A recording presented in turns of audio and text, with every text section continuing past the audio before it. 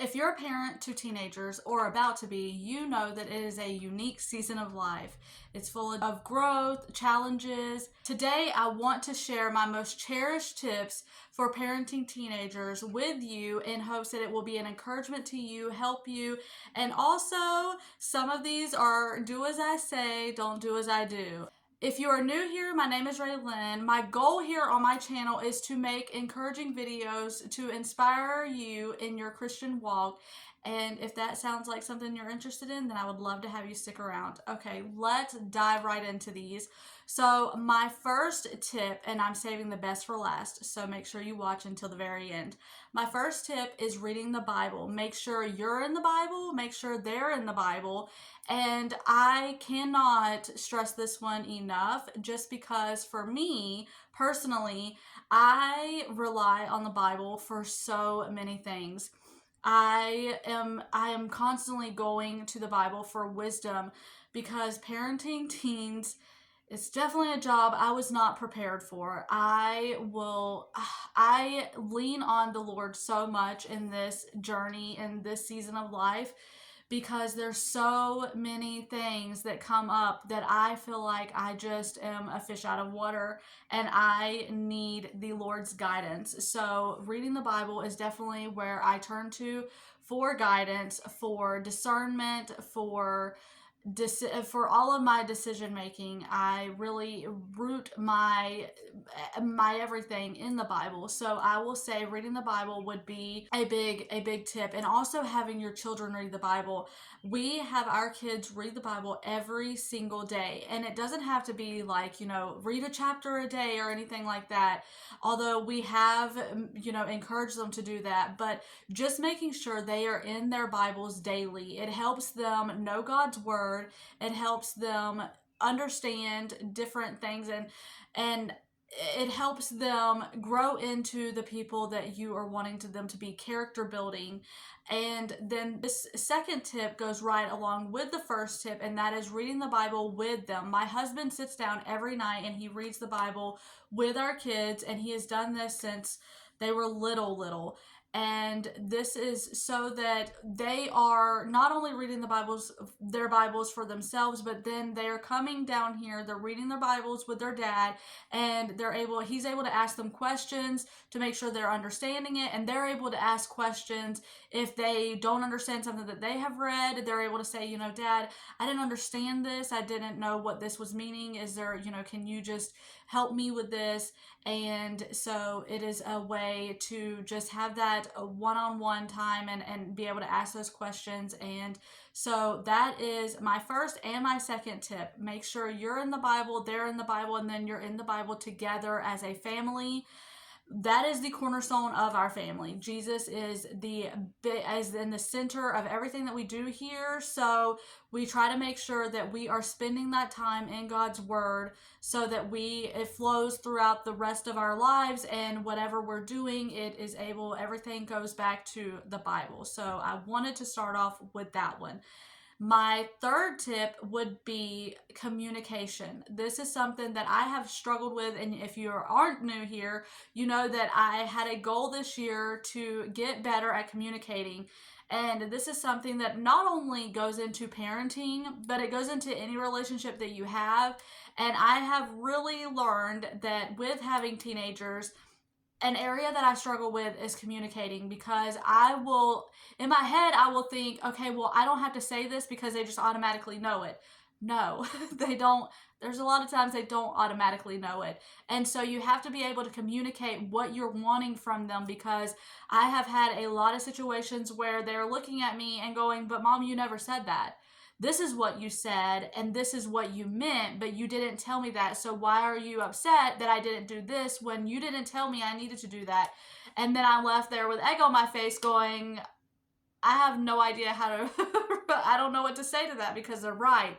So communicating is a huge part in parenting teens, because, and in parenting in general, but especially in the teen years, because I feel like that is a big area that I have struggled with. And I wanted a lot of these tips. Not only are they things that I am, doing, but there are things that I also am not the greatest with, and I want to give you some encouragement and some areas that if you are, and again, this is for any stage of parenting, but I feel like I was okay with my kids when they were little with, oh, go put your shoes away or go whatever. But as they get older, their lives change and they're needing more and more guidance, even though they're older and they're not needing you for, they're more independent, but they're going through more things that's like they're needing more than just go put your shoes away, let's brush your teeth, that kind of thing. What schoolwork are you needing help with? Now they're having their own relationships, they're going through their own things, and it's like, oh, well, here we have these different life circumstances, and it's a little bit harder. The communication skills, definitely, I've been trying to improve those and working hard on that. So if you see me looking over here, I have a whole list here, and I don't want to forget anything. So you see me looking over, I have my list here. And my next tip would be to remember that you once were them, and this is something that I'm learning more and more. I'm trying to remember this more and more. My husband, a lot of these tips, it came from him, and he does such a fantastic job because I feel like he has so many nieces and nephews, and he did and friends with kids, whereas I was an only child at home and I didn't really get raised around a whole lot of kids. So I was not prepared whatsoever for a lot of these things, whereas he had experience, and so he got a lot of experience, whereas I didn't. And so one of the things that he suggested and he said that he tries to do is remember that he was once them. And that is something that I think is a really good point. Sometimes we can forget that as parents, and when you're something I have learned is that there's a lot of emotions, a lot of big emotions with parenting teens, with teenagers in general. My kids, we have had a lot of discussions, and they are just so full of these big emotions, and they're not sure exactly what to do with them. And so just remembering that I once was there, I once was their age, and what did I want from my mom? And that is respect. Respect goes a long way, and we want respect as parents, so we also want to give that respect to our children. And so just remembering that we once were them. My next tip is forming alliances. This one is a little bit different, but it's it's very powerful. Forming alliances, making sure, and this is something that I am really trying to make sure my kids know, making sure that they know that they can come to you with anything and everything, making sure that they are aware that whatever is happening in their life, that they can come to you and tell you, and that they don't need to be afraid of telling you. And also knowing that if they are in the right, and this happens sometimes in our house, and sometimes I will come down a little bit harder on the kids than I should. And my husband is there to jump in and say, whoa, whoa, whoa, whoa, wait a second. Let's back up and let's think about this. When the kids are in the right, now if I'm in the right, then of course he's going to come to my defense. But if I'm not in the right, he's going to make sure that he shows them that, okay, wait a second, Dad's on your side here. And there's been times that I have done this as well. Wait a second, and jump in and just make sure that even though, yes, you want to be a united front, you and your husband, you and your wife, whoever's watching this, but mainly my audience is women here. So you and your husband making sure that you are a united front. Yes. But if you notice that one of you is coming down a little bit harder on your child, than you should, being able to show that I am standing with you, even because you're right, I'm going to take your side, I've got your back.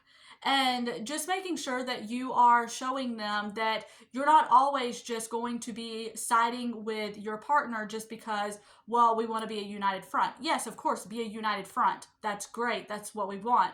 But making sure that the child also knows that you're not just going to take their side just because you're united. You will make sure that you're going to say, okay, I think that was a little bit too harsh, or I think you came down a little too hard. Let's, reevaluate this. Let's talk about this and see if we can figure this out. And that way, your child still knows that, yes, the parents are united, but they also are going to bat for them and they have their back. Another one is teamwork. And this one kind of goes hand in hand with the forming alliances. Teamwork, making sure that, yes, they know that you are mom.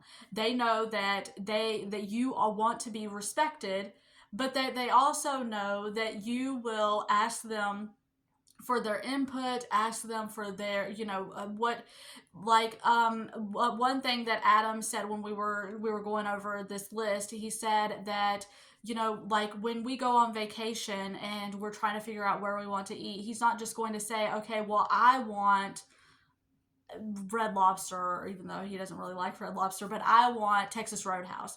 And we're all like, but we want something else. He's not going to say, well, I want Texas Roadhouse, so that's it. That's the end all be all. And as a mom, making sure that you're asking them, whatever it is that they can have input on, whether it's where you go out to eat or whatever the case is. That's just what we came up with. But you get the point. Making sure that they know that you are mom, you make the final decision, but that you will go to them and ask their input, and that you do care about what they want, and that it's not just all about, well, I'm the parent and what I say goes. Because I remember as a teenager that it always stunk when my mom would say, well, it's because I'm the mom, that's why. So, and I can be guilty of saying that with my kids too, but I try to remember that I didn't like those words when I was a kid. Now, if I'm aggravated, then it's like, because I said so, that's why. And if they pushed me that day, because we all know that kids will be kids and that they love to push your buttons, and mine definitely can do that. They can definitely love to push mom's buttons. So if I'm aggravated, then they get the usual response of, because I'm mom and I said so, that's why. But I try not to pull that card too much and too often. I am guilty of pulling that card, but I try to make sure that I don't pull it too often. My next tip would be to spend as much time with them as possible. This is something that even though we homeschool and we are always around each other, there's a difference in being home together and spending time. And I have realized that over the last couple of years. There's a difference in, we're all at home, and so like all the kids are upstairs and we're downstairs, or we're upstairs and they're downstairs, or whatever, however it works out. Making sure that you're taking time out of your day to spend time together, whether that's watching a movie or playing a game or just having a family discussion around the dinner table, however it is. One thing that we try to do when we have days off or whatever, downtime, we will watch a movie. I love to play games with the kids. One of our favorite games. We played Clue. We played all kind of card games, but our favorite that I love to play is Phase 10. Was my favorite game as a kid. Well, one of my favorite games. And let me know your favorite game to play with your kids. I would love to hear in the comments below. But mine has just always been Phase 10. I love that game as a kid, and so I love playing that with my kids. And then my biggest tip is the one that I have struggled with the most all of their lives, and this one is it's one that I am trying, I have gotten better at it over the years, but it's a skill that I had to really, it's a muscle that I had to work a lot, because when they were babies, up until, goodness gracious, up until a couple years ago, there's still times that I struggle with this one, but it is choosing your battles. Choosing your battles. Not everything is a hill that you need to die on. And that is something that I struggled with so much when they were babies and they were little. not everything is something that you need to make sure that you are winning. And that was always a struggle for me, because I wanted to make sure they knew I'm mom. And so what I say goes, but it was more of a power struggle, and something that I didn't, obviously it was just little things like them ripping up paper in the floor, and that just needed to be like, okay, well, when they were when they were toddlers and there was paper all on the floor, it wasn't something that needed such a big response. It was just, pick up the paper in the floor. But me, I would be like, oh my gosh, why did you do that? I was also, again, I didn't have a whole lot of experience raising kids, so I had a lot to learn, a lot to learn. So again, these were do as I say, don't do as I do, some of them, and this was definitely a big one, that do as I say, don't do as I do, making sure that you choose your battles wisely. So let me know which tips resonated with you, and also if you are parenting teens yourself, or you're on the other side now and you are no longer parenting teens, I would love to hear your advice, your tips, and any encouragement you have for us moms that are still in the trenches, still doing this on the daily. I would love to hear your thoughts down below in the comments. And if you haven't already, I would love for you to give this video a like and subscribe if you are new here. And I love making these kinds of videos to encourage you in your motherhood and your Christian walk as we go through life in your journey. And anyways, Lord willing, I will see you on the next one.